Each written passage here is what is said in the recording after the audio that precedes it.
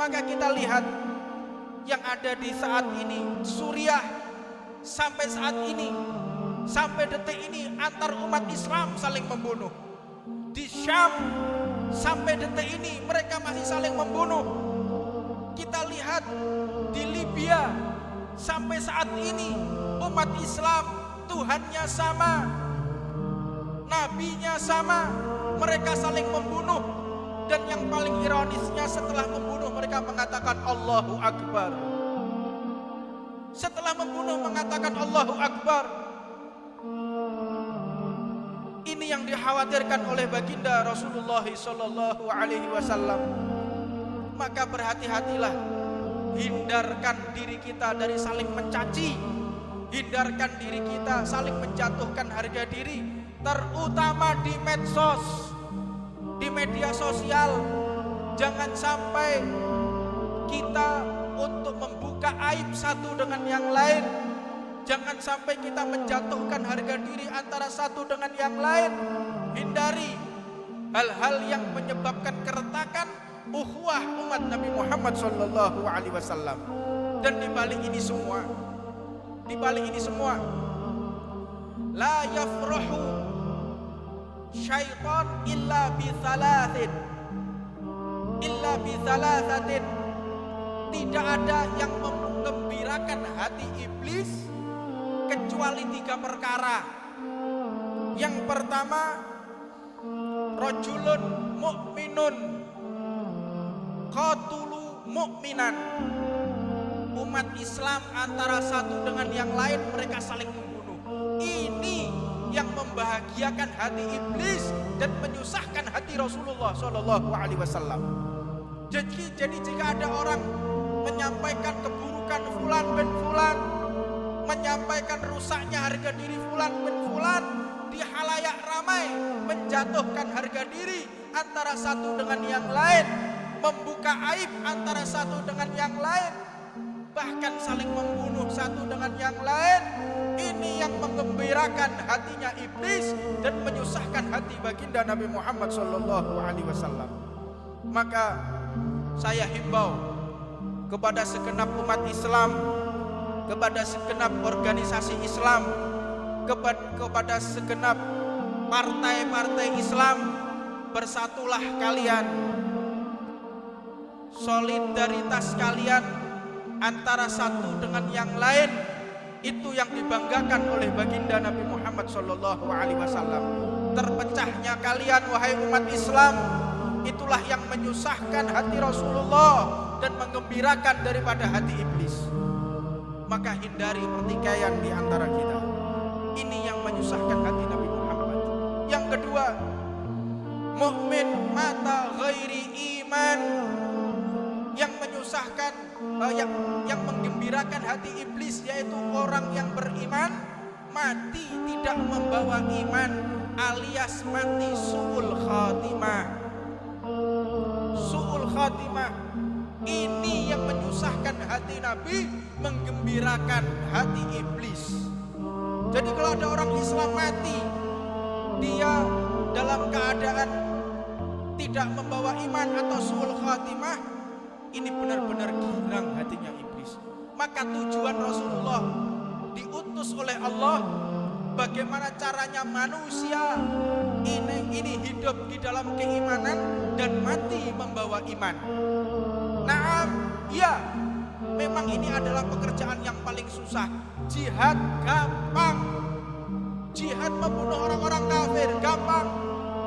Ketahuilah, tapi itu bukan keinginan Rasulullah. Kita membunuh orang kafir sehingga dia mati kafir, itu bukan keinginan Rasulullah. Keinginan Nabi Muhammad seluruh umat Islam, Bani Adam, semua ras, semua suku, semua wilayah meninggal dalam keadaan beriman kepada Allah Subhanahu wa taala. Jadi tujuan kita jihad untuk membunuh orang Islam, ini sesuatu yang paling salah. Salah besar. Jihad membunuh orang yang beriman kepada Allah. Maka ini fenomena yang dihembuskan di negara kita. Bagaimana caranya organisasi Islam satu dengan yang lain, mereka saling bertikai, mereka saling menghina, mereka saling mencaci, mereka saling menghancurkan harga diri antara satu dengan yang lain. Ini memang propaganda Zionis, ini propaganda Yahudi yang memang ingin merusak kerukunan antar umat baginda Nabi Muhammad SAW. Terus di negara kita dihembuskan terus. Bagaimana caranya ormas satu dengan yang lainnya? Mereka saling mencaci, mereka saling membantai, mereka saling bermusuhan. Tetap yang rugi ini adalah umat Nabi Muhammad. Tetap yang rugi adalah umat Nabi Muhammad. Korbannya tetap umat Nabi Muhammad. Tidak ada korban di luar umat.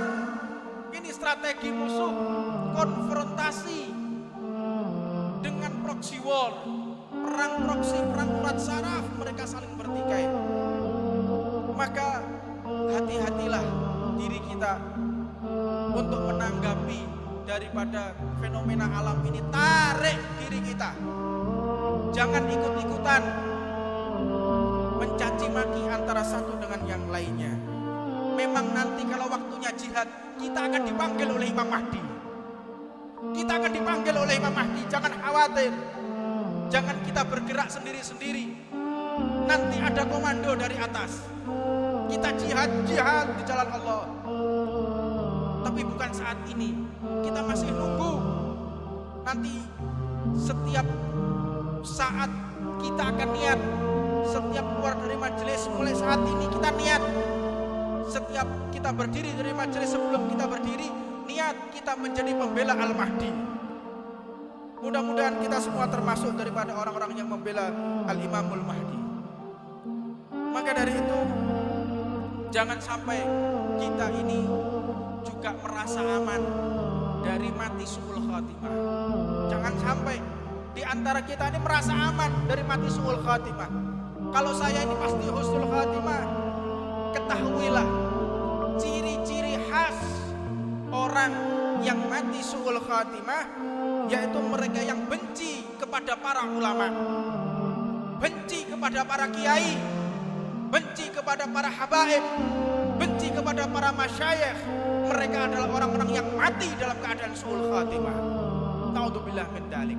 Yang kedua, tanda-tanda orang yang su'ul khatimah, orang yang benci kepada Al-Quran, orang yang menistakan Al-Quran, mereka lah orang-orang yang mati su'ul khatimah. Dan yang ketiga, yang membuat orang mati su'ul khatimah, yaitu hubbud dunya.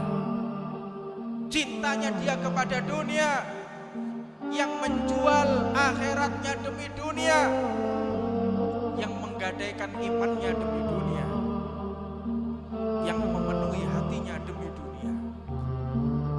Hubbud dunya damimah min khairin aqimah.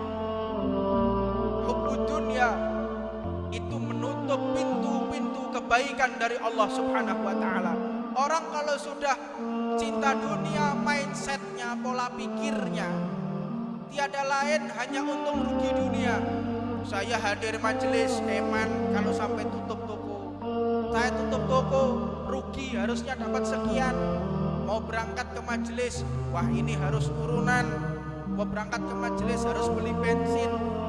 Di dalam pikirannya untung rugi, maka menutup kebaikan-kebaikan yang telah disediakan oleh Allah Subhanahu wa ta'ala. Perangi, hindarkan diri kita dari cinta kepada dunia.